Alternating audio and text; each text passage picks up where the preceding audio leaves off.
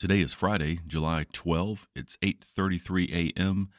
and I left the lighter blue lines here. That's the zone from yesterday. And I just kept it up here because pretty much all night they've been hanging around that area. And then I waited till 8:30.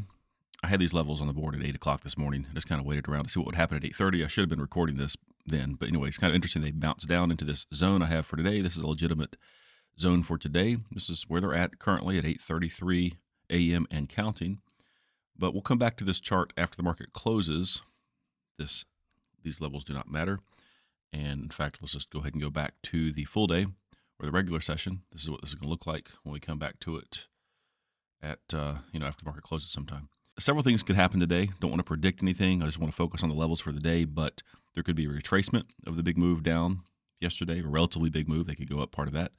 And we've got some levels to account for that. And there's levels below. And there's not a lot. They're kind of spread out, and that's on purpose. There are more, but I'm kind of going with what I consider the most important levels today. So we'll come back to this chart after the market closes and talk about whatever happened. See you then. It's now about 10 minutes in front of 6 p.m. So they went off the charts again, hit all-time highs, and I want to show you a few interesting things. I'm going to reveal something today because I feel like I owe it to people, and explain that magenta line up there.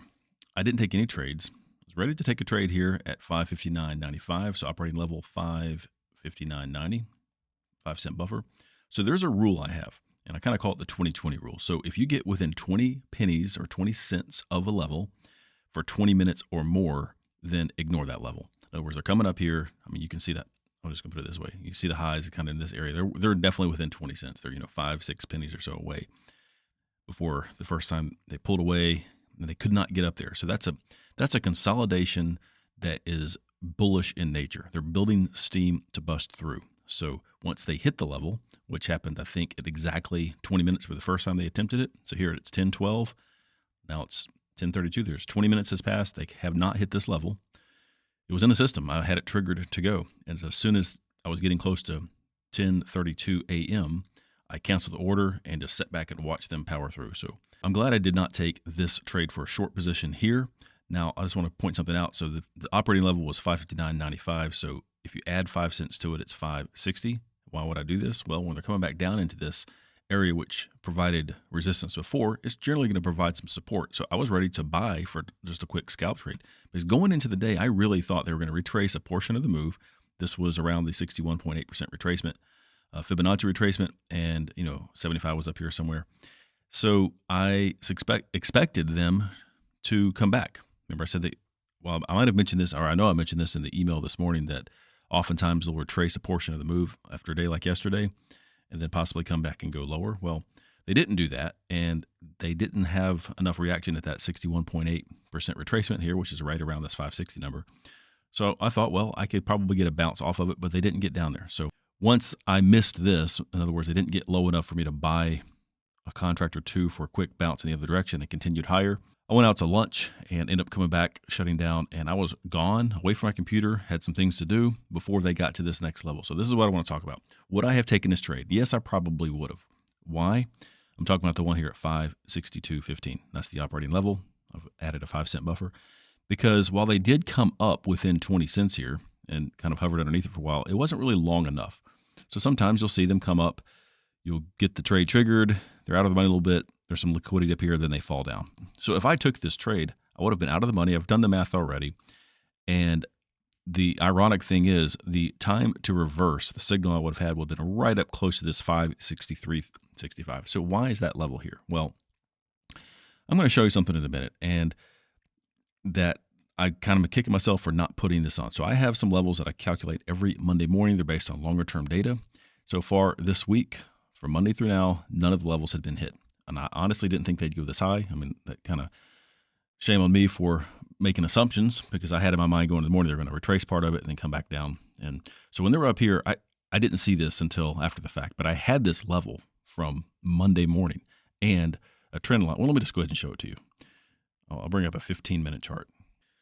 I usually plot these levels on a 15-minute chart because I have the entire week in front of me. You can see this marked the end of Friday. So this is Monday, Tuesday, Wednesday, Thursday, and today. You can see between the spikes in volume at the open and close of each day. But so This was a kind of a couple, well, not really a zone, two levels, very legitimate levels. I had a zone down here at the bottom that, the first time they came into the zone was back at the end of June. So just really wasn't looking at this. And this trend line presented itself after yesterday.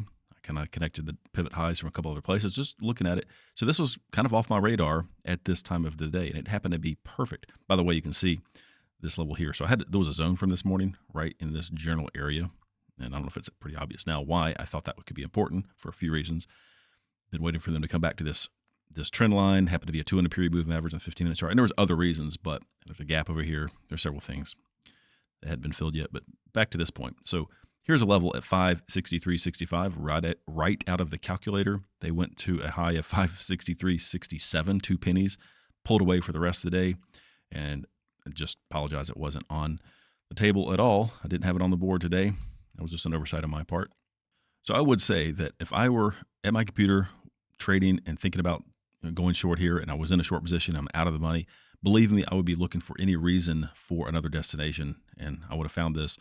And one thing I'm thinking about is when these levels are out for subscription, I'm going to put it out in the morning. I'm going to have the capacity or the ability to communicate throughout the day. So I just basically want to tell people what I'm doing, at least in lieu of like a live trade type thing, because I'm not sure I'm gonna be able to do that all the time. But I can at least put a few sentences in some type of forum environment where if you're logged in, you can see it. And I would have pointed this level out most likely. And so I did the math, and you would have had an average entry price somewhere in the middle here.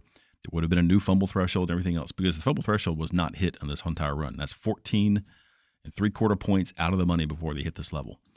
However, if you had sold again, and there's some rules, and so I wouldn't necessarily want to sell 4 here, because then I'd be on the hook to sell 4 more, and I'd be short 8, and that's just overextending myself. So 2 here, 4, I'm fine. So I'm 4 short on an average entry price, and they came back down.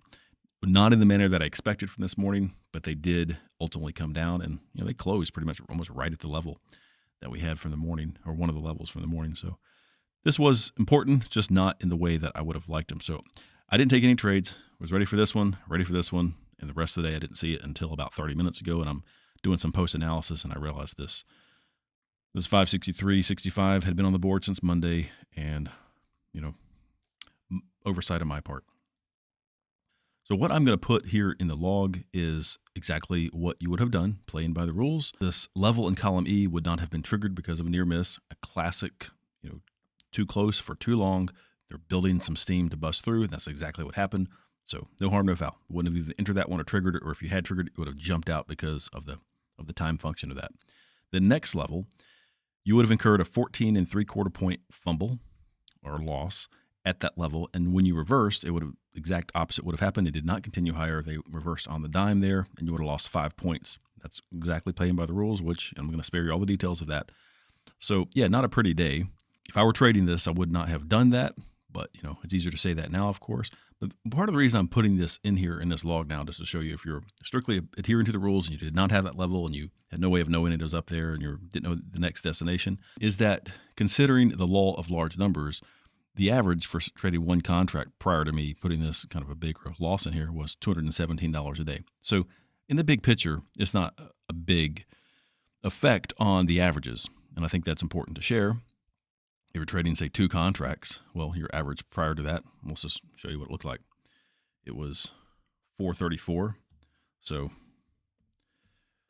you would have given back 14 3/4 points on that fumble, and you would have given back 4 3/4 points on the other side of that. Basically, 2 fumbles is a technical knockout in my book.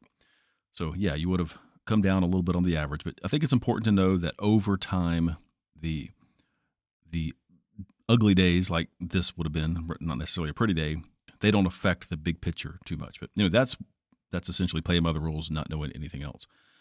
I didn't take any trades, and just as well, had a pretty good day yesterday. But anyway, that's the week, and I did mention something about if they did some things this week and closed a certain way, it would reinforce my bearish stance.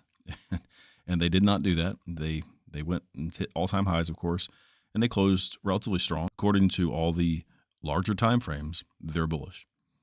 So they've had a little bit of volatility. We'll see what happens. They're on time, but you see these daily levels tend to work pretty well. So that's what we're going to focus on. So have a great weekend. Thanks for watching. Consider subscribing, and we'll see you next week. Have a good weekend.